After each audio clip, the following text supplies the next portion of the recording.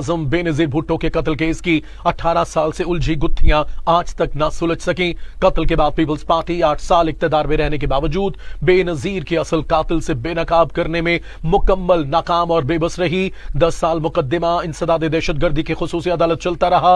अब 8 साल से केस हाईकोर्ट रावलपिंडी बेंच में जेर इल्तवा है। गुज़िश्ता 2 साल 1 जनवरी 2024 से आज 27 दिसंबर 2025 तक हाई कोर्ट में एक बार भी यह आलमी शोहरत याफ्ता कत्ल केस समाअत के लिए मुकर्रर नहीं हो सका।